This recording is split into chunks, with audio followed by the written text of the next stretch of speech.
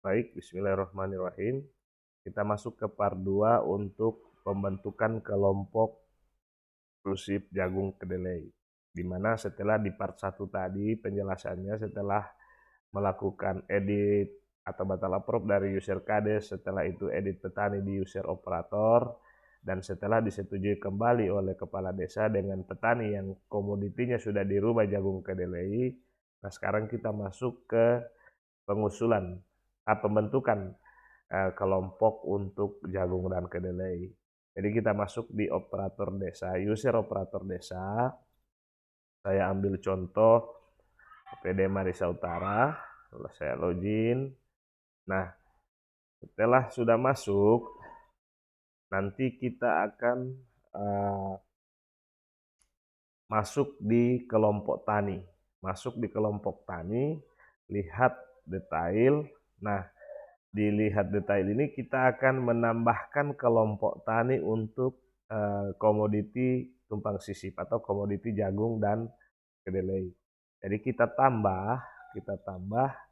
Nah, kita pilih setelah muncul tampilan layar ini, kita pilih jenis komoditi. Jenis komoditinya kita cari jagung dan kedelai.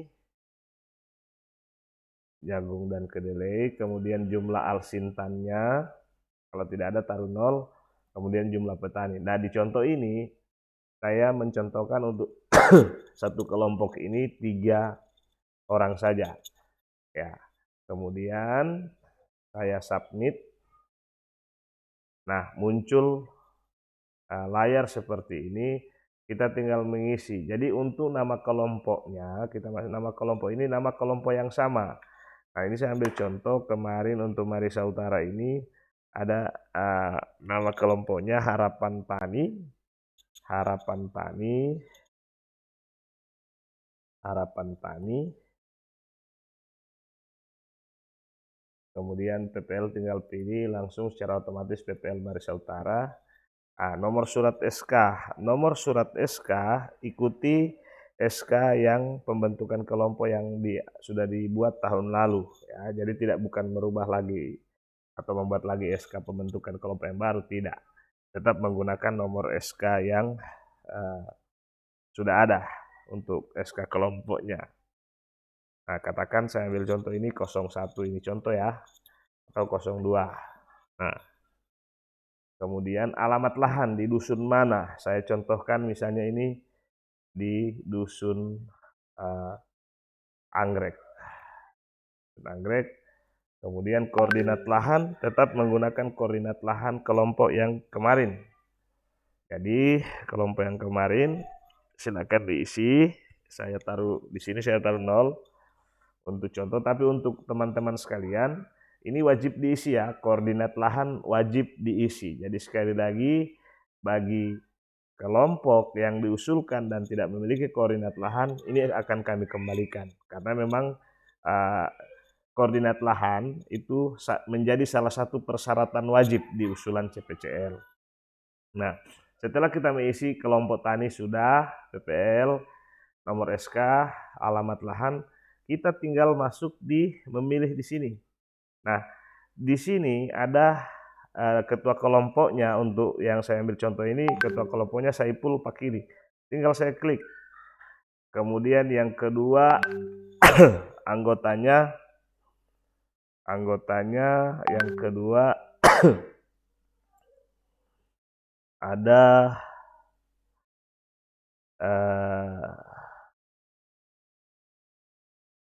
Amran Daud.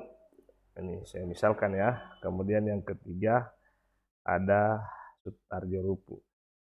Sebagai catatan, petani yang akan muncul di menu ini adalah petani yang sudah kita rubah komoditinya. Karena perlu diingat ini adalah jenis komoditinya jagung kedelai.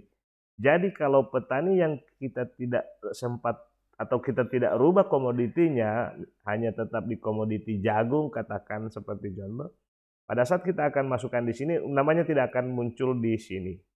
Tidak akan muncul karena komoditinya adalah komoditi jagung. Jadi kembali lagi di penjelasan saya di part 1 bahwa langkah pertama itu pastikan semua petani yang akan diusulkan di tumpang sisip harus sudah diedit dengan cara batal approve dari user Kades, kemudian setelah dibatal approve semua petani, kemudian masuk ke user operator desa untuk dilakukan edit masing-masing petani, dirubah ke jagung dan kedelai. Karena kalau tidak dirubah tidak akan muncul namanya di sini. Nah, setelah ini selesai semua, kita tinggal submit. Oke. Nah, setelah kelompok ini selesai, misalnya kita sudah ada, katakan dalam satu desa itu ada 10 kelompok sudah dilakukan begini, masuk lagi lah kita ke user kepala desa. Setelah dibentuk kelompok, masuk dulu ke user kepala desa. User kepala desa, untuk kita melakukan approve kelompok persetujuan oleh kepala desa lewat user kepala desa. Masuk di kelompok tani, kemudian di sini sudah ada pemberitahuan ya. Harapan Tani untuk jagung dan kedelai ada 3 orang anggota belum diperiksa. Nah, setelah itu kita lihat detail. Lihat detail dan kita approve. Kita approve ya. Di user kepala desa, di approve dulu. Ingat, kelompok yang kita sudah bentuk kalau belum di approve oleh kepala desa itu kita tidak bisa usulkan di proposal. Jadi harus approve kepala desa dulu. Nah, di approve, kita pilih disetujui. Kemudian kita klik approve. Nah, kalau sudah katakan semua kelompok itu sudah disetujui, sekarang kita tinggal masuk lagi ke user operator desa untuk pengusulan CPCL. Nah, pada pengusulan CPCL ini kita akan pilih menu proposal ya, di user operator menu proposal. Kemudian kita klik tambah ya, kita klik tambah dan di sini ada pilihan, ada tumpang sisip tahun anggaran 2003, CPCL padi sawah, sorghum. Yang kita akan mengusulkan tumpang sisip jagung kedelai. Jadi ini kita akan pilih jagung dan kedelai, kita pilih tak. Oke. Setelah kita pilih, ini akan muncul tampilan layar seperti ini. Ini di menu proposal ya. Kita tinggal klik, tinggal cari saja karena kelompoknya sudah ada, kita sudah bentuk tadi. Kita tinggal pilih, ini ada Harapan Tani dan Anggrek Jaya. Jadi katakan ini Harapan Tani yang saya contohkan tadi. Kemudian jenis usulan pilih CPCL tanaman pangan. Kemudian status lahan telah terdaftar, status kelompok telah terdaftar di Simluhtan. Kemudian rencana tanam. Nah, rencana tanam disesuaikan apakah bulan Februari atau bulan Maret ataukah bulan April. Nanti ini kita disesuaikan tanggalnya. Nah, caranya tinggal ini bulan. Kalau dia bulan Februari berarti kita taruh 02, kemudian tanggalnya katakan 29 atau 10 Februari 2002. Nah, panen kita hitung rencana panen kita hitung 4 bulan setelahnya. Berarti kalau Februari, Maret, April, Mei, Juni. Juni berarti bulan 6 ya, bulan 6 di sini. Di rencana tanam itu 2023 ya.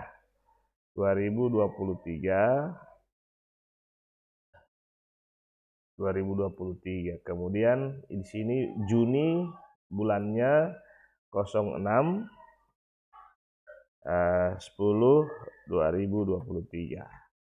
Oke.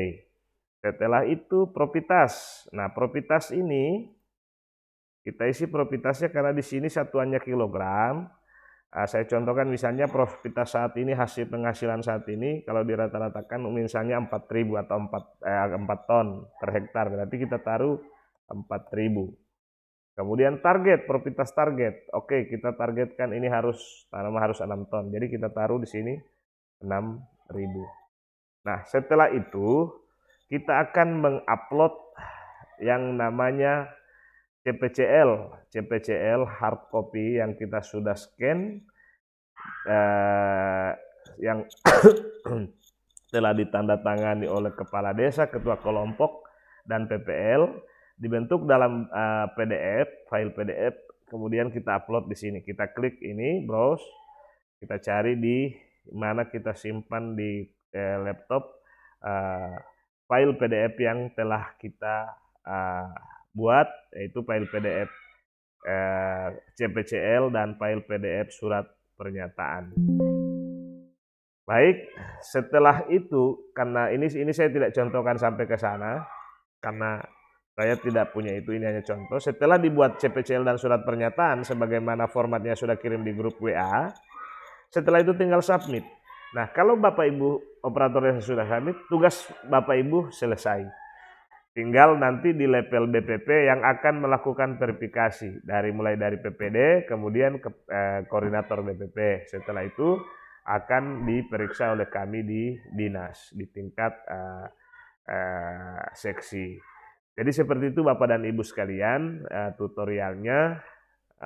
Pada prinsipnya untuk pengusulan ini saya ulangi lagi bahwa langkah pertama silakan masuk di user kepala desa untuk melakukan batal approve seluruh petani yang akan diusulkan lewat tumpang sisip. Kenapa harus batal approve? Karena komoditinya harus dirubah. Karena kemarin pada saat penginputan kemarin, petaninya itu hanya diinput komoditi jagung. Sementara yang kita akan usulkan adalah komoditi jagung dan kedelai atau tumpang sisip. Jadi batal approve dulu dari user Kades, semua petani, katakan misalnya ada 100 orang kita langkah pertama batal approve semua. Setelah itu masuk di user OPD, untuk edit, semua yang 100 itu diedit satu-satu, tinggal rubah. Seperti contoh di video pertama, rubah komoditinya. Setelah itu, setelah dirubah, masuk lagi ke user kepala desa untuk di-approve petani tersebut. Setelah di-approve, baru itu kita boleh untuk membentuk CPCL jagung dan kedelai.